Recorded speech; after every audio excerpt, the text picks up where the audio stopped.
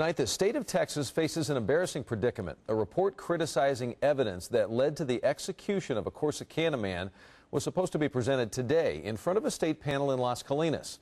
But last-minute changes by the governor canceled the entire hearing.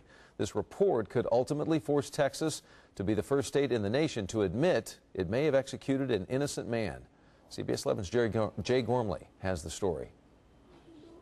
Cameron Todd Willingham was put to death for setting fire to his Corsicana home in 1991.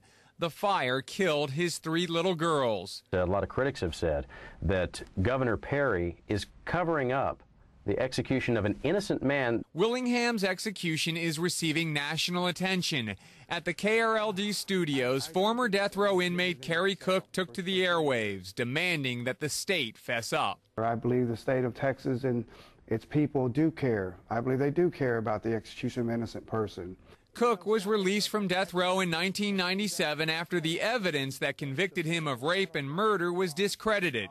He's now part of a growing movement that believes Texas must right a terrible wrong. We should be able to have the same logic and reason and courage and integrity to acknowledge that we made a mistake. The controversy elevated this week after Governor Rick Perry abruptly removed 3 members from the Texas Forensic Science Commission. The commission was supposed to hear the findings from this report by Dr. Craig Byler, one of the nation's top arson experts. Dr. Byler was hired by the commission and was scheduled to speak today in Las Colinas. The report is highly critical of the arson investigation in the Willingham case.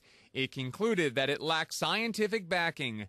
Dr. Byler's report could be quite damning to Governor Perry since he was in office in 2004 when Willingham was put to death. I feel like this was strictly political. Aliece Watts is a forensic scientist from Burleson and was one of the 3 people removed from the commission. This could possibly be a tactic for the governor to delay the release of this report. Governor Perry says replacing the board members is standard practice when their terms are nearly up.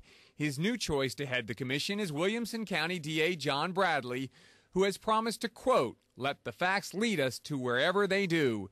Jay Gormley, CBS 11 News.